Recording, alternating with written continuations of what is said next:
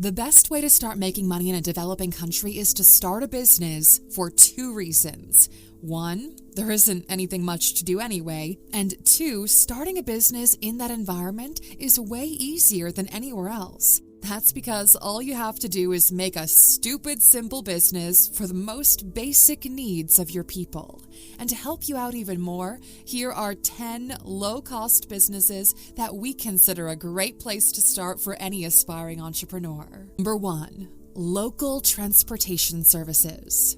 Okay, so we'll start off with this one because it's one of the most basic but profitable business ideas out there. During our recent trip to Uganda, we met a longtime Aluxer who actually runs a local transportation business. Her name's Fiona, and she is the embodiment of the entrepreneurial spirit. Fiona has multiple businesses, and all of them are easy and straightforward, which is why they work. One of them is a local transportation business where she buys cheap cars and rents them out to individual drivers. So why is it simple? Because you can start with one car or motorcycle, one bike or rickshaw, one boat, whatever your most common method of transportation is. It's straightforward because everyone's got a need to be places. It's a great way to create an additional and passive source of income. And what's so cool about it is it can be scaled at any time if the demand increases. But some things important to mention here are, first, depending on the place you live in, you can pick a different vehicle in order to satisfy the demand in your market. For example, in India, it might be a good idea to rent auto rickshaws, while in African countries, scooters might be a better pick. Secondly, you don't have to pay a lot of money for the vehicle. A second-hand scooter or a car will do as long as it's in good shape and safe to drive. Whatever the case, a small investment is required. But if you've got some pocket money on the side and don't know what to do with it, starting a local transportation business could be a great idea. Number 2, recycling businesses.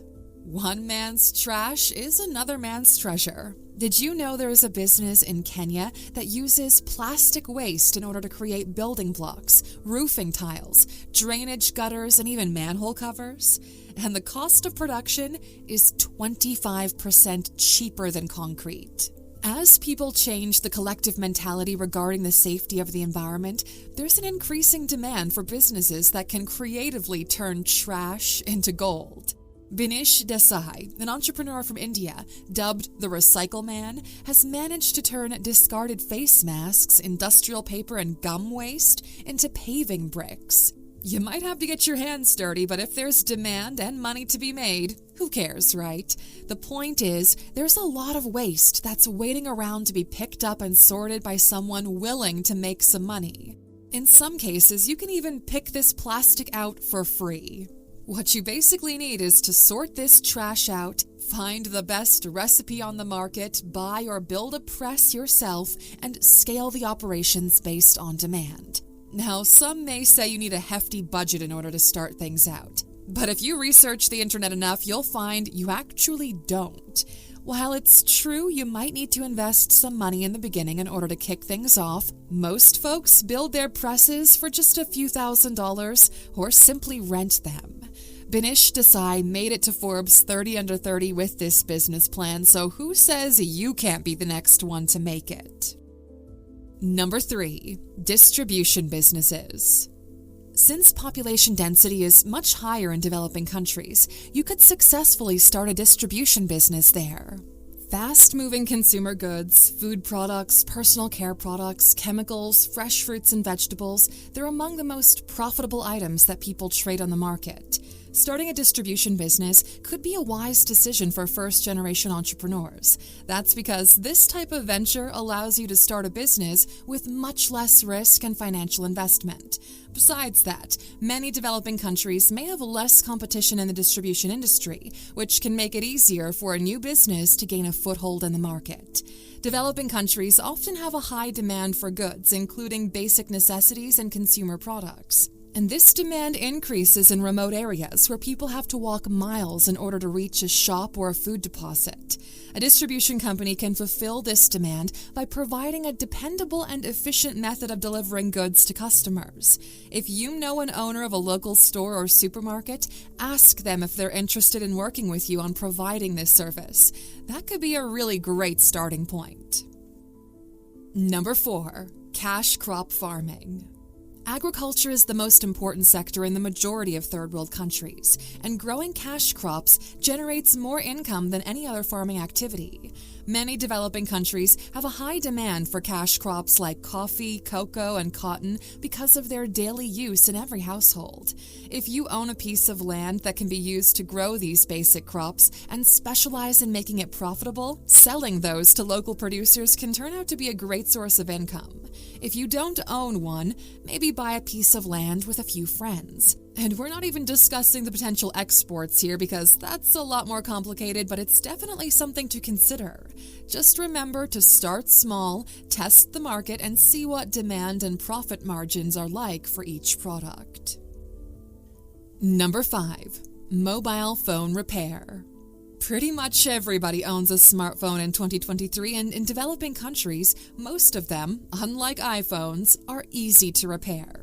Where there's a high demand for a service, there's also an opportunity to make money. Most people prefer fixing their old devices because it's simply cheaper than buying a new one. If you can specialize in that and capitalize on this idea by offering reliable services in your community, you'll have no problem making an honest buck. Additionally, if you've got some pocket money on the side, you could even consider buying broken phones, laptops, or devices. Fix them up and sell them for a profit to people who can't afford new ones. But before you do that, make sure to research your market properly. You don't want to get crushed by players who are exploiting this niche. Number 6, water delivery. If there's one thing that people lack in poor countries, it's access to clean water. In some cases, people from remote communities have to walk entire miles in order to reach a place that can provide them with a source of fresh water. But what if there was someone who could bring that water to them instead? Now, if you're already living in a community where this is an issue, you can capitalize on that and make an honest living out of it. According to the World Health Organization, nearly 1/4 of sub-Saharan Africans don't have access to safe drinking water, and many of them have limited access to water for basic sanitation and hygiene. So, the demand is quite high. But you don't have to wait for an NGO to come up and dig wells. You can do it yourself, and maybe with that transportation business, you could use it to distribute that water within your community. Number 7, handicrafts. Now, if you've got a creative mind and enjoy working at home, you could consider starting a crafts business. Starting a business from home requires very little capital investment, and it's a great way to leverage your passion for a certain niche. Now, what's cool about this is that often products made by crafters are unique, and people fall in love with that. Starting from basic bracelets to jewelry and unique decorative items, you could leverage your creativity in order to create high-quality items with basic materials. In this case, the only cost of production you need to take care of are the materials, which you can buy from a local shop or order at a very cheap price from the internet. What's important to mention here is that handicrafts businesses will do well in tourist areas especially. That's because tourists love to buy homemade and unique trinkets they can take back home to offer up as gifts to their friends and family. And if those trinkets also have certain cultural values, that's also a plus because people love to take home a little piece of the place they visit. In any case, starting a handicraft business is one of the safest ways to start a business in a poor economy because of the low cost of production. Number 8, home cleaning services. Here's a simple but effective strategy. Start by using the products you're already using to clean your own house. When you start getting profits and you want to expand, then begin buying more specialized equipment.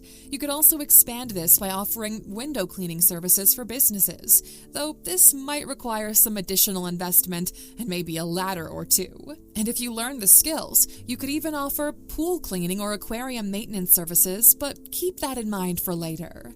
Pressure washing is also pretty big, and if you're able to identify and target businesses that require those services, you'll have no trouble constantly finding new clients. Number 9. Street food stalls. Asia is notorious for its street food industry, and many tourists are dying to visit and explore its diversity.